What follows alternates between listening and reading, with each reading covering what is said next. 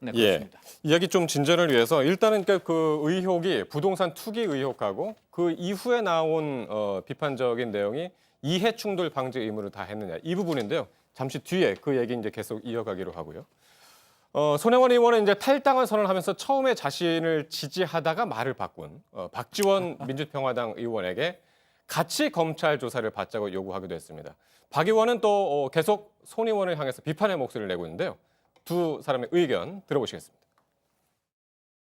박지원 의원님과 고층 아파트의 건설 계획에 관련된 분들을 할 수만 있다면 함께 검찰 조사 받고 싶습니다.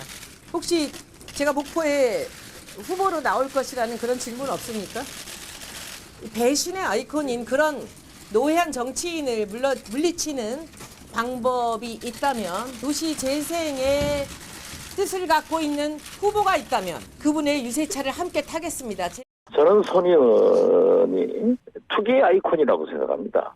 언론에 의거해서 20여 곳, 30여 곳에 가까운 것으로 보도가 되면은 또 본인이 부인하지 못하면은 그건 누가 보더라도 투기예요. 정치적 문제에 대해서 제가 손 의원하고 싸울 군번도 아니고 싸우고 싶지도 않고 한때 뭐 상당히 사이가 좋았던 두 사람이 서로 이제 배신의 아이콘이다, 투기 아이콘이다 이렇게 이제 서로 맞서고 있는데 어떻게 보고 계십니까? 이런 장면들.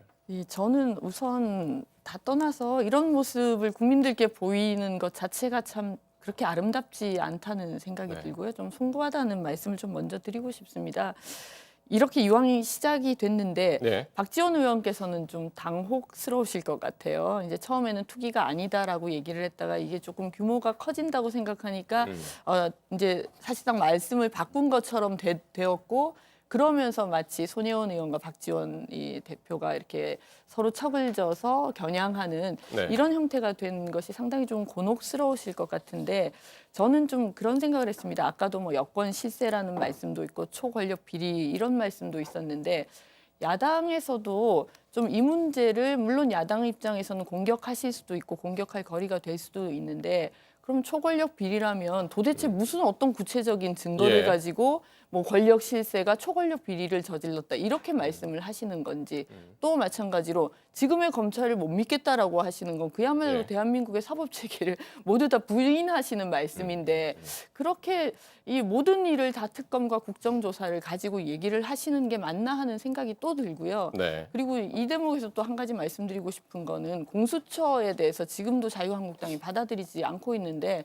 그러면 정말 여야가 같이 공수처를 받아들이고 이런 부분들에 대해서 특검이나 국정조사를 하는 쪽으로 뭐 딜을 하실 수도 있는 것 아니겠습니까? 이렇게 이제 이런 논란이 불거진 것에 대해서는 정말 송구스러운 일입니다만 예. 이 부분을 대처하는 방식도 야당도 좀 근거를 가지고 이 대안을 좀 제시하는 방식으로 했으면 좋겠다 이런 생각을 좀 하게 되네요. 예, 그 부분에 대한 의견 한번 듣고 싶네요. 초권력 비리라는 부분에 대한 김정숙 여사와의 동기동창이다라는 부분에 대해서 지금 상당히 이제 공격 포인트로 지금 이제 잡고 있는 것 같은데.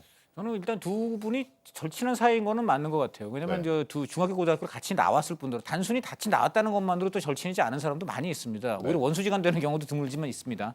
근데 여러 가지 정황을 보면 두 분은 친한 사이인 게 맞고 왜냐하면은 오늘 중앙일보에서도 보도가 났습니다마는 그 문재인 대통령이 의원 시절 보좌관으로 썼던 사람이 이제 문재인 대통령은 지난번 총선에 나오지 않았으니까 그 이제 일터를 이제 잃게 되었는데 그 보좌관이 바로 손혜원 의원 방에서 근무를 했단 말이죠. 네. 그러다가 다시 이제 문재인 대통령이 대선 후보로 뛰게 되니까 거기 또 캠프로 갔고 지금 청와대 또 거기 비서로 일하고 있어요. 예. 그러니까 이 보좌관을 서로 나눠 쓰고 함께하는 그런 사이 정도면 굉장히 절친이라고 저는 생각이 되는데 이거 절친이기 때문에 저런 문제가 나왔다고는 당연히 단정할 수 없습니다. 다만 저는 어저께 그래서 처신이 좀 아쉬운 것이 왜 원내대표 같은 당의 최고 지도자가 예. 일개 초선 의원이 저렇게 그 탈당 그것도 상당히 논란이 많고 지금 뭐 아름답지 않다는 말까지 나오는데 네. 이런 사안에서 굳이 나와가지고 저거 완전히 위력 시위거든요. 저것은. 그것도 손혜원 의원은 분명히 지금 엄청난 위력 시위를 한 거예요. 그러면 누구나 합리적인 질문을 할 수 있습니다. 어떻게 초선 의원이고 또 지금 어떻게 보면 상당히 당에 지금 이제 곤란한 상황을 안겨준 사람이 그래서 그런 이유로 떠나는 마당에 당의 최고 지도자가 저렇게 와서 굉장히 나는 이 사람 솔직히 말해서 믿는다 하지 지금 이제 옹호해 주는 거 아니겠습니까?